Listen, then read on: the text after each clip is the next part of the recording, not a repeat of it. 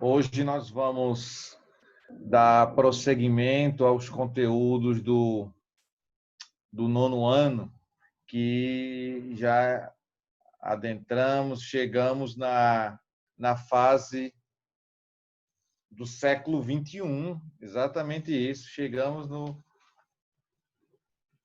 período em que um operário vai administrar o Brasil. Mas antes de entrar no conteúdo propriamente dito, é preciso deixar bem claro que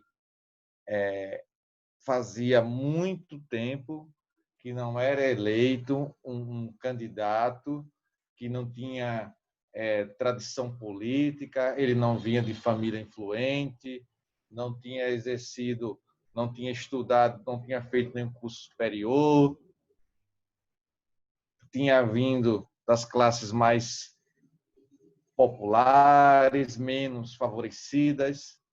Depois de uma, duas, três tentativas, na quarta, esse candidato consegue a sua vitória.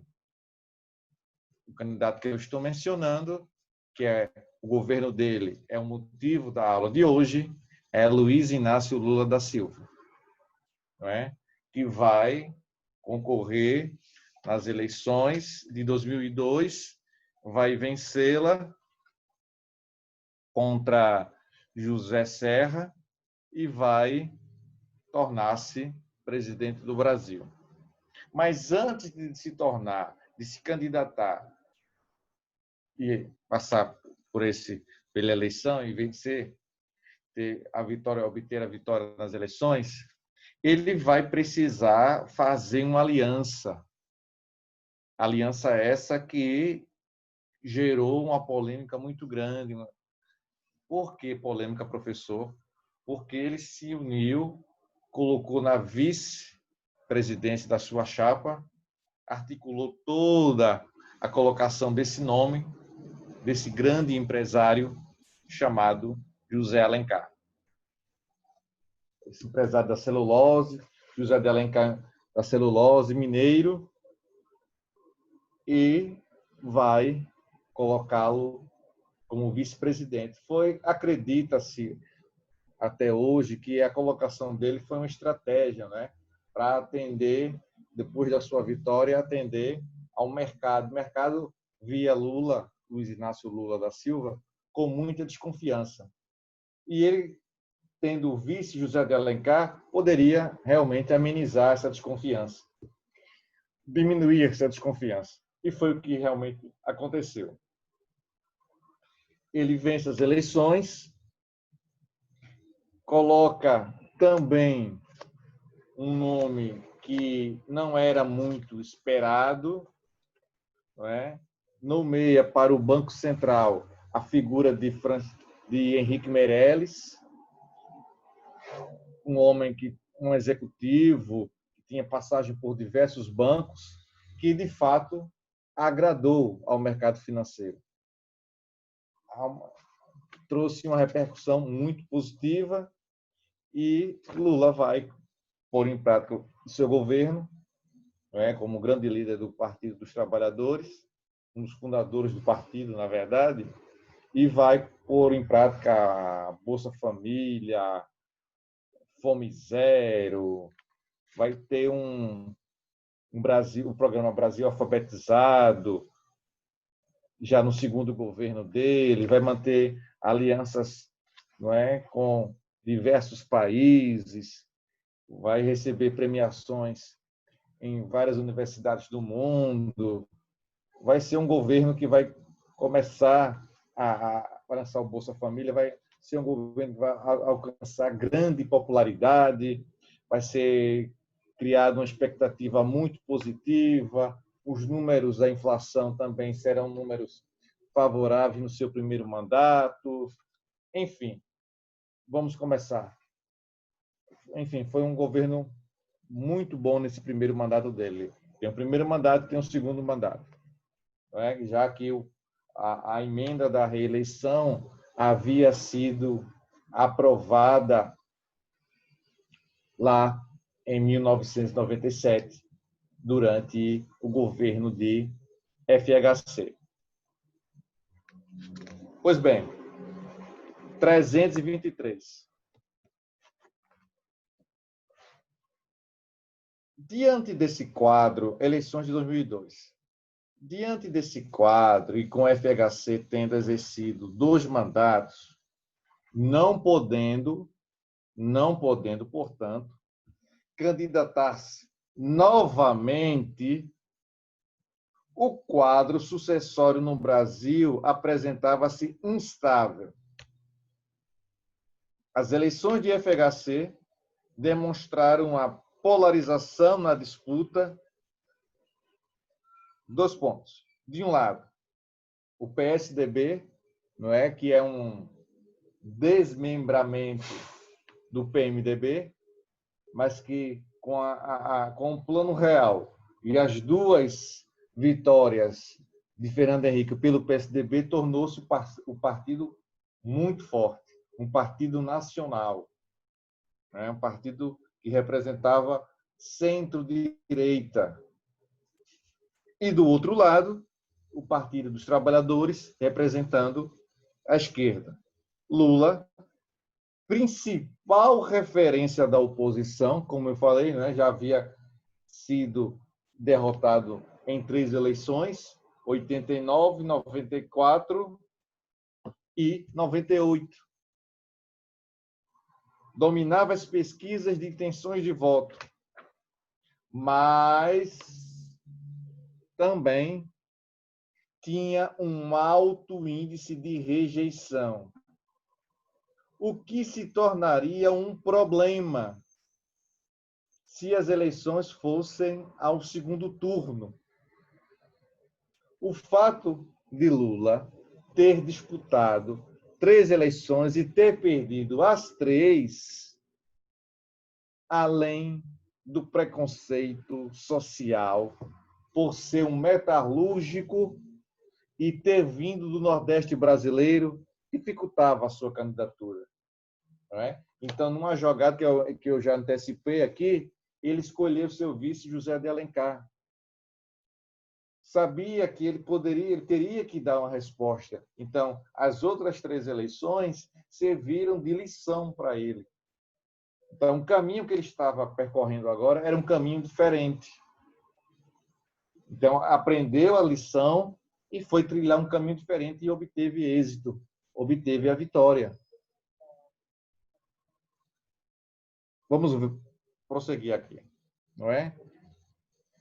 O marqueteiro, não é aquele que tem um papel importante de mostrar o candidato para o seu eleitor, Duda Mendonça, vai mostrar o Lula agora num aspecto bem mais leve, né? Ele um pouco mais refinado, como a gente chamava da época, né? Logo depois, o Lulinha Paz e Amor, né? Mais aquele Lula radical, sindicalista, agora com uma eloquência, falando de forma mais pausada, começando a conquistar mais e mais eleitores.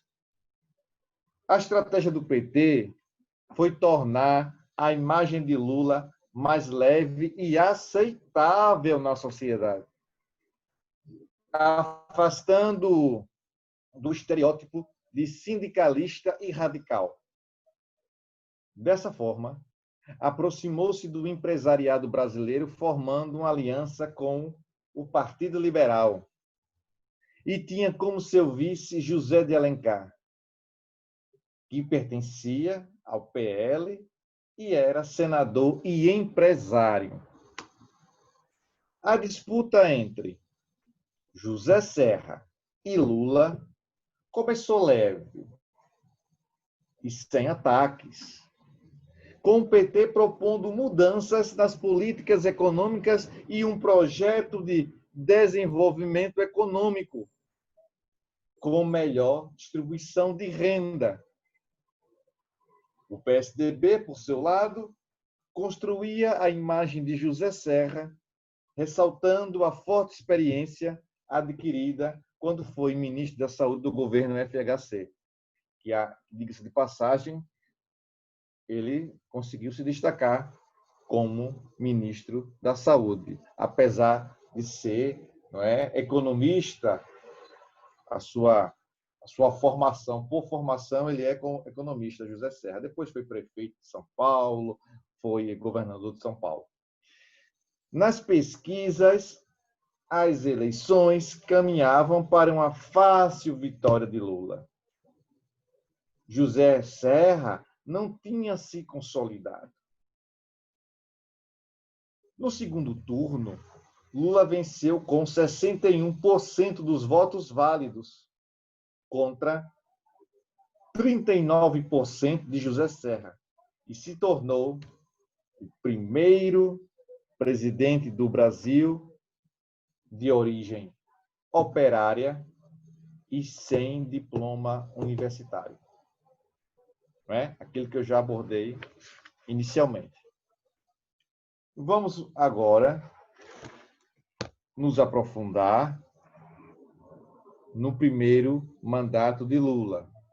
A gente vai perceber que ele vai incentivar o ingresso dos estudantes nas universidades, vai criar universidades públicas e, sobretudo, vai incentivar também o ensino técnico, que é um caminho a ser seguido. O Brasil deu uma guinada, mas pode melhorar, pode aumentar o número de estudantes ingressando no ensino técnico.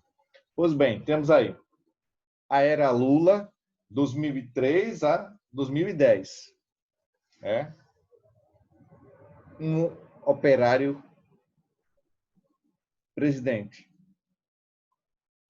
A eleição de Lula, estou na página 326. Agora, atenção aí, estou na página 326. Diz assim: a eleição de Luiz Inácio Lula da Silva em 2002, não é? Foi marcada por um esforço das forças conservadoras do Brasil de tentar criar um clima de tensão e medo de que a economia ficaria desestabilizada.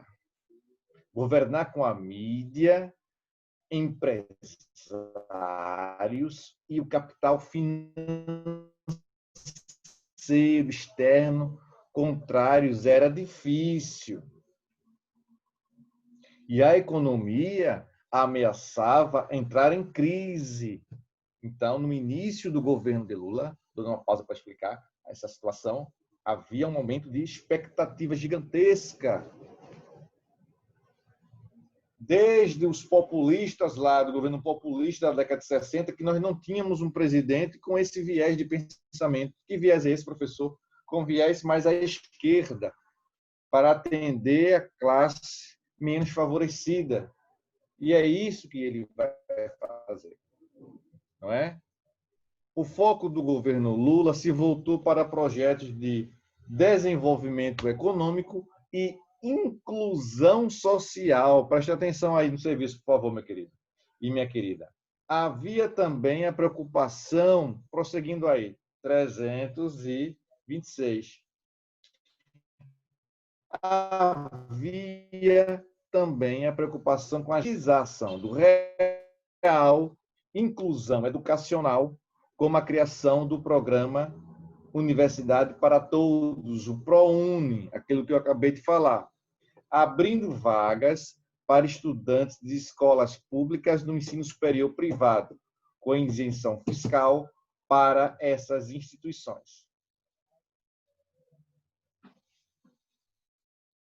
E do Programa Nacional de Acesso ao Ensino Técnico, o PRONATEC, aquele que já antecipei também, que visava destinar recursos públicos para a abertura de vagas de ensino técnico e profissionalizante, formando mão de obra qualificada e introduzindo, aos poucos, não é?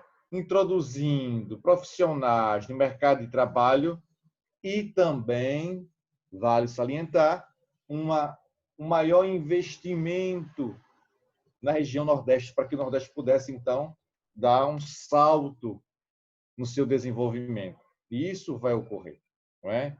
Vai haver uma tentativa a SUDENE, né, a Superintendência de Desenvolvimento, que havia sido extinta no governo de Fernando Henrique Cardoso, agora vai tentar aparecer um pouquinho no destaque da uma água, colocar a cabeça de fora, assim, começando a se organizar, a se preparar, a se estruturar como sendo uma instituição que tem lá com o Celso Furtado, lá atrás, na década de 60, é esse objetivo, não é? De trazer desenvolvimento para a região nordestina. Prosseguindo, então, na página 326, nós temos: embora vários setores apresentassem insegurança, aquilo que foi dito, né? Não se via o presidente Luiz Inácio Lula da Silva com bons olhos, via com muita desconfiança, porque era aquilo que eu volto a falar. Era o primeiro presidente, após muito tempo, aí você coloca aí uns quase 35 anos, que tem características e um olhar voltado para os mais humildes.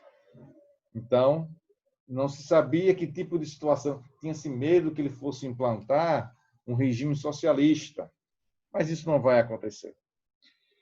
Embora, voltando aí, 326, embora vários setores apresentassem insegurança com relação ao governo do Partido dos Trabalhadores, o maior problema era a própria economia brasileira, que estava em crise.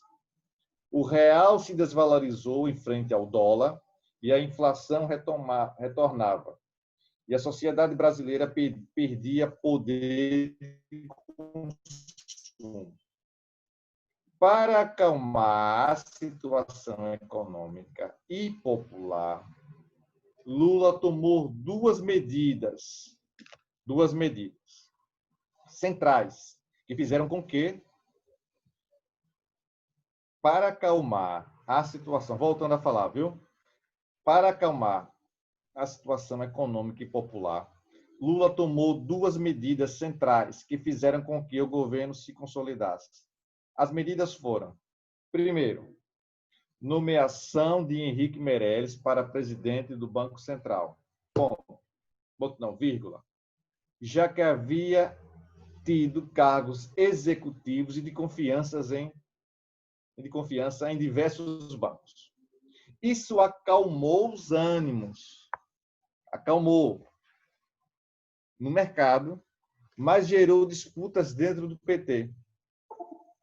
A ala de esquerda do partido, o Partido dos Trabalhadores, é formado por várias alas dentro deles, não é? Uns mais radicais, os mais moderados, mais ao centro, não é? Então, dentro do partido tem várias correntes. A ala, corrente de pensamento ideológico, eu estou falando. A ala de esquerda do partido, já insatisfeita com a aliança que levou José de Alencar, do Partido Liberal, a ser vice de Lula, teve deputados e senadores expulsos ou que saíram em protesto por não concordarem com as novas práticas do partido.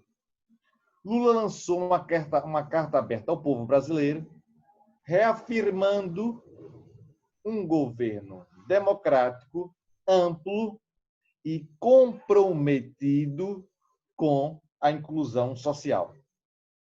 Temos, então, a criação do programa Fome Zero, a partir do Bolsa Família, consistia em, presta atenção aí, em destinar uma quantia mensal às famílias que viviam abaixo da linha da pobreza.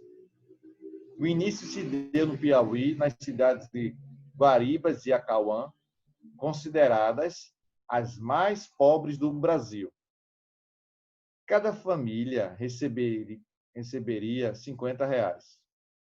O objetivo era atender 1,5 milhão de pessoas em todo o Brasil até o final do ano. O programa foi muito criticado pela oposição, sendo visto como medida populista e eleitoreira, mas que, de fato, contribuiu para melhorar a vida das famílias pobres. Já estou na página 327, não é? Vamos prosseguindo, não é? Aqui só um link com relação ao Bolsa Família. Foi instituído no governo Lula, a partir da união de programas sociais criados durante o governo FHC, como o Auxílio Gás, o Bolsa Escola. A proposta do programa era reduzir o índice de pobreza destinando um auxílio financeiro às famílias de baixa renda. Aí você poderia me perguntar, professor, conseguiu o seu objetivo, presidente? Diminuiu o índice de pobreza no Brasil nesse momento? Aí diminuiu, sim. Houve uma redução, sim. Não é?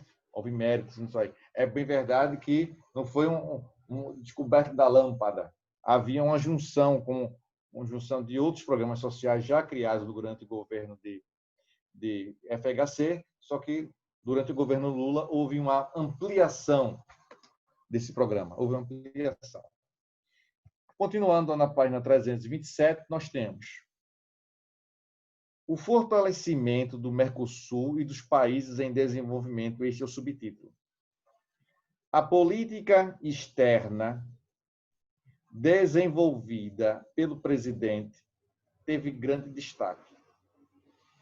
Diferentemente de governos anteriores, buscou novos mercados com nações que estivessem no processo de crescimento e desenvolvimento econômico, como no caso da Índia, China, Rússia e África do Sul. Daí vai se formar o grupo BRICS. Brasil, B, R, Rússia, I de Índia, C de China e S de Sudáfrica, África do Sul. Então, esses 5 países formam o BRICS, né? Países que estão em desenvolvimento, com a grande capacidade de exportação, né? E vão se unir, formar um bloco. Além disso, procurou fortalecer o Mercosul, apoiando as políticas econômicas de cooperação entre os países participantes desse bloco. Nesse item aqui, com relação específica ao Mercosul, Lula vai trazer também a Venezuela para fazer parte desse grupo do Mercosul. Prosseguindo, então.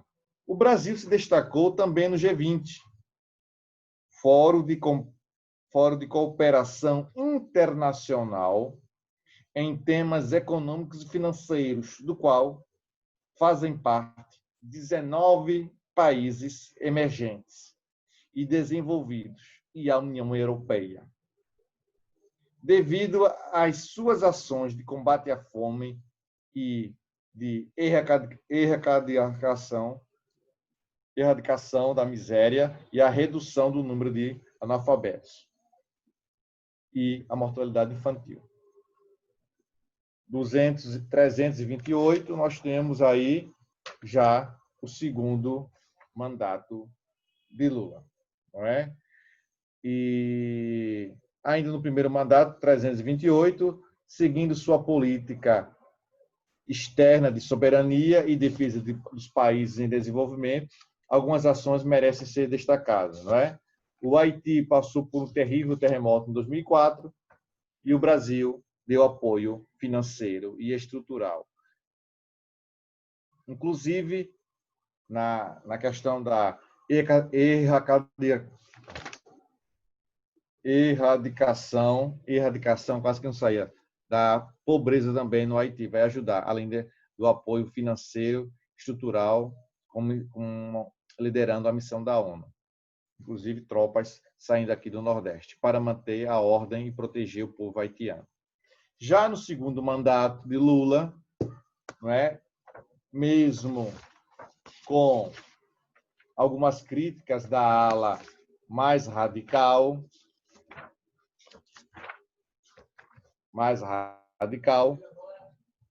da esquerda ao governo Lula, por não ter rompido com o modelo neoliberal, várias mudanças aconteceram. A economia brasileira estava equilibrada, olha aí, equilibrada. A inflação controlada e a recessão bem distante de acontecer. Não é isso? Mas isso foi conseguido com a política de juros altos, o que diminuía o poder de consumo, além de encarecer os bens duráveis. A política externa, bem-sucedida de Lula, e o equilíbrio econômico fizeram com que ele conseguisse a reeleição. Né? Teve cerca de 60% dos votos válidos contra 40% de Geraldo Alckmin no segundo turno. A aprovação do governo Lula chegou a 80% ao final do seu primeiro mandato, devido à sua popularidade. A política externa econômica conseguiu, com altos juros, para controlar a inflação. A inclusão social para diminuir a miséria popular. E incentiva a produção interna para tentar equilibrar a balança comercial. O Bolsa Família se consolidou, chegando a atingir 12 milhões de pessoas que viviam na miséria e recebiam uma renda mensal de até R$ 120. Já o Programa de Aceleração do Crescimento usou bilhões de reais para a modernização das estruturas do Brasil, com a criação de portos. Transposição do Rio São Francisco, reforma de estradas federais, modernização dos aeroportos, entre outros, não é? Entre outros. Aqui tem uma imagem de um metrô, acredito que esse metrô fez parte esse metrô que está aqui aparecendo a foto dele na página 328, faz parte do programa de aceleração do crescimento, né? Faz parte. Na página 329, vamos ver aqui esses programas. Luz para Todos, Brasil Alfabetizado e Educação de Jovens e Adultos, programa que visa pôr fim ao trabalho infantil, programa de erradicação do trabalho infantil, e temos também a ampliação do seu governo para a criação de cotas raciais no governo de Lula.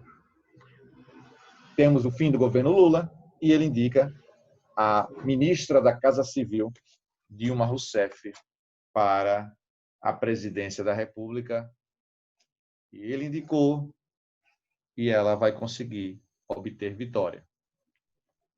Vamos observar como foi que aconteceu essa vitória e a consolidação do Partido dos Trabalhadores no poder. Tá bom assim, pessoal?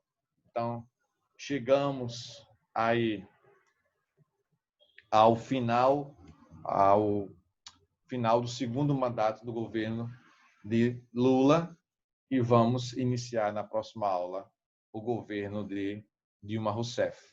O primeiro governo de Dilma Rousseff, depois ela vai conseguir se reeleger e no segundo mandato ela sofre um processo de impeachment. Tá bom assim? Tchau para vocês, até a próxima. Forte abraço a todos, até lá. Tchau, pessoal.